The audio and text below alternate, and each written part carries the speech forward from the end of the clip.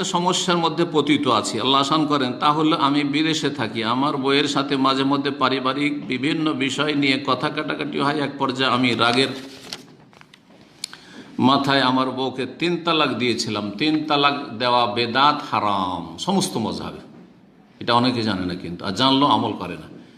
এমনকি হানাফি মজহাবেও ফেকার কিতাব হেদায়া, বেকায়া, কদুরি সবগুলি কিতাবে কিতাবুত তালাকে বিদঈ মুহাররম, বেদাতি হারাম তালাক বলা হয়েছে। তালাকুস সালাস মাররা ওয়াহিদা, একবারে 3 তালাক দিয়ে দাও, এক মজলিসে 3 তালাক দাও। তাহলে তারাও বলছেন, বা সেই ফিকাতেও বলা হচ্ছে যে 3 বারে 3টা গুলি ছাড়ো।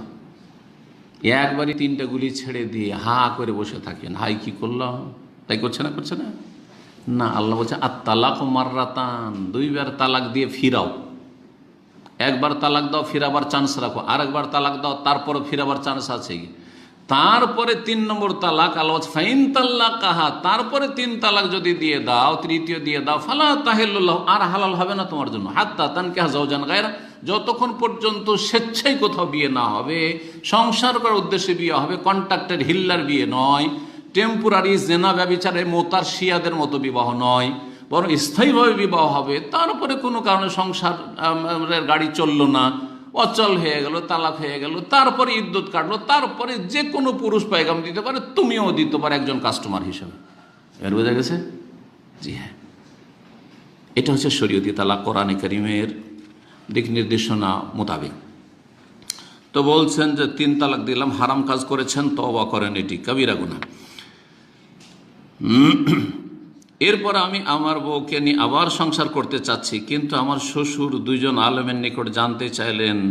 2 জন 2 রকম মন্তব্য করলো। একজন বলল 3 তালাক হয়েছে, জি, হানাফি মতে বা অধিকাংশ ইমামদের মতে 3 তালাক হয়ে যাবে, 3 তালাক দিলে 3 তালাক হয়ে যাবে।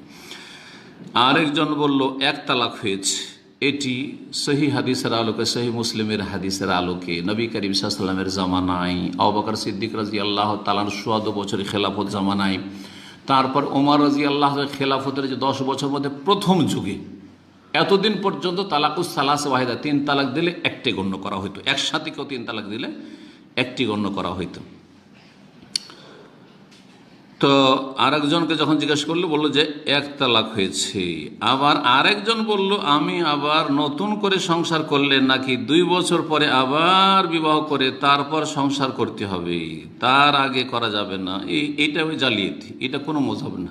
3 নম্বরটা, এখন আমি আমার ভুল বুঝতে পেরেছি, তওবা করেন, আর অন্য জায়গায় খুঁজেন, 3 তালাক হয়ে গেছে। আমি আমার বউকে নিয়ে নতুন করে সংসার করতে হলে কি কি করতে হবে, একটু কোরআন ও সহিহ হাদিসের আলোক উপদেশ দিলে উপকৃত হইতাম শেখ।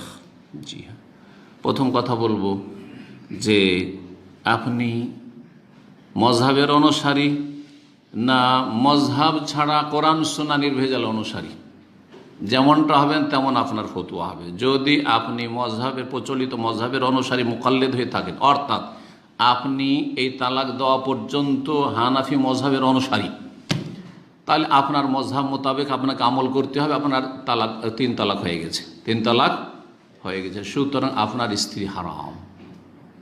যদি আপনি হানাফি হয়ে আছেন আর স্ত্রী রক্ষা করার জন্য, স্ত্রীকে ধরে রাখার জন্য আপনি এখানে লামজহাবি সেজে যাবেন, আহলে হাদিস সেজে যাবেন, এটি হারাম। এর নাম হচ্ছে সুবিধাবাদী মুসলিম, সুবিধাবাদী। আর যেই ব্যক্তি শরীয়তের মাসাইলের ক্ষেত্রে যেটা সুবিধাজনক সেটা নাই, সেই ব্যক্তি হচ্ছে গুমরাহ। ভালো করে শুনে রাখেন, এটা আমাদের দেশে আলেমরা অনেকে বলবে না, হক কথা, ভালো করে শুনে রাখেন। সুবিধাবাদী শরীয়তের ক্ষেত্রে হইলে সেই ব্যক্তি পথভ্রষ্ট, গুমরাহ, বরং সেই ব্যক্তির কুফরিরও আশঙ্কা আছে। সেই ব্যক্তি মুত্তাবে শাহওয়াত, কুপ্রবৃত্তির অনুসারী।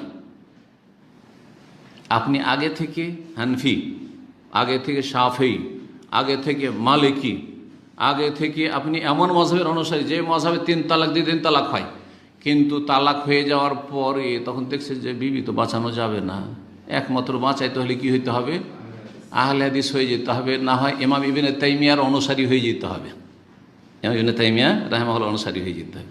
তাহলে আপনি মুত্তাবে শাহওয়াত, কুপ্রবৃত্তির অনুসারী, এটা জায়েজ নয়। আমাদের